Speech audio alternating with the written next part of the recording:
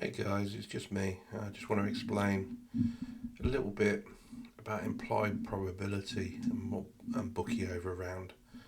It's just a quick little simple video, but seems to be confusion or some annoyance that I don't do particularly large bets like on 10 to 1 or 20 to 1, and I'm going to give you the reason why. Um, Basically, it's all about profit and winning bets. Um, Here on the left hand side of the screen, I have put fractional odds, decimal odds, American odds. Don't know why I've included American odds for anybody American, I suppose, watching this. And the implied probability that that bet will win based on the odds. Now, the bookmakers have great algorithms that predict the results really quite closely. They do make mistakes, but they are, in general, extremely accurate. So I'll just take you through. Tell you what I'll do. I'll do this so it's a up to row 3, so it stays there. So I'll just take you through some of the basic odds. Now, a lot of the individual elements of the bet of the day around about odds 1.4, 1.44, sometimes I drop down to 1.36, but they're all round about here. So each individual element, so the implied probability that that one element will win, it will win 71% of the time. Now, if one element is going to win 71% of the time and the other element is going to win 71% of the time, it doesn't mean that both added together it's going to be 71%. It's going to be a lot lower. So the fact because it adds up to odds of 2, it should win half the time, 50% of the time, because that's what odds 2 equals. And I try and get it to add up to around about that. So if we win more than 50% of the bets, we are beating the bookmaker. And not many people can say they can beat the bookmaker algorithm. It's that simple, it's that straightforward. It's not about picking good bets, it's not about picking bad bets. It's trying to beat maths, and you can't. It's impossible to beat maths.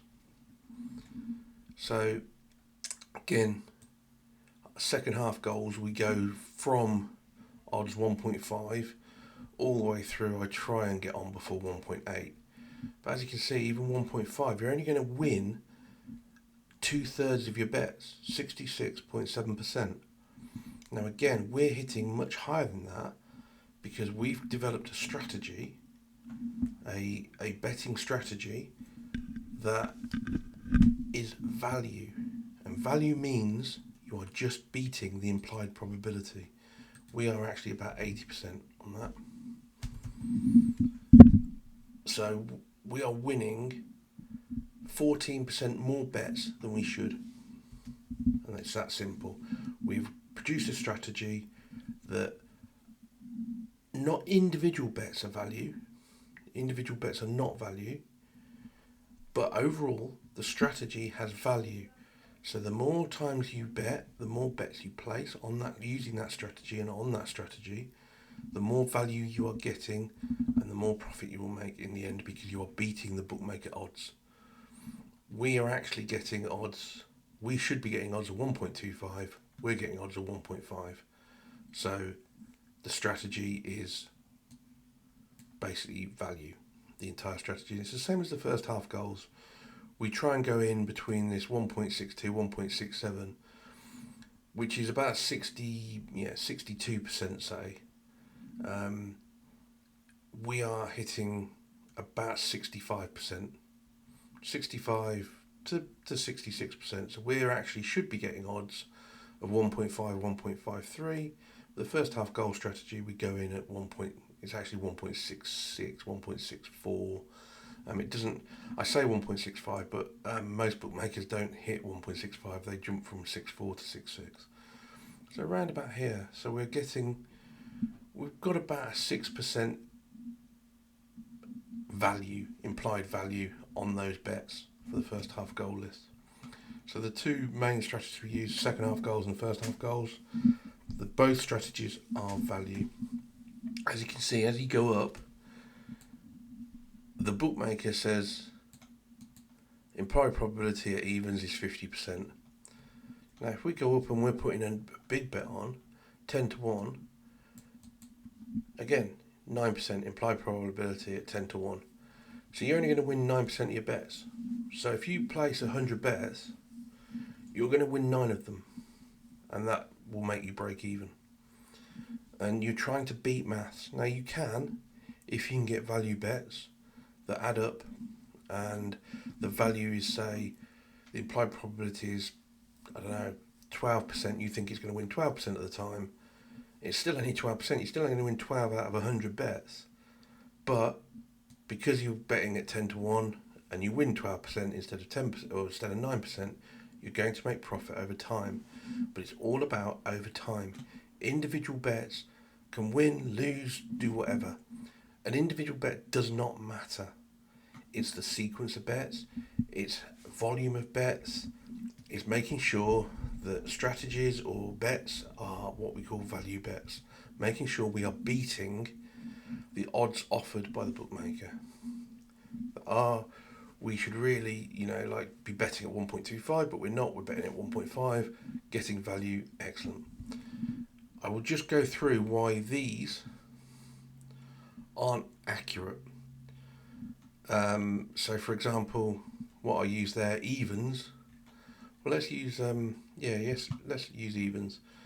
Implied probability is 50% at evens, but actually, the bookmaker, if it was a 2-horse race, and they said, right, we're going to give you evens on both horses, the bookmaker wouldn't make any profit. And I'll go through that now. Because if 100 people all bet £1 on one horse and 100 people all bet £1 on another horse, the bookmakers pay out £100 and get £100, make no profit. So they have to make their profit. And this is how they do it. So here we have a 4-horse race, bookie overround. If everything was equal, and all the horses were equal horses, and the bookmaker offered the same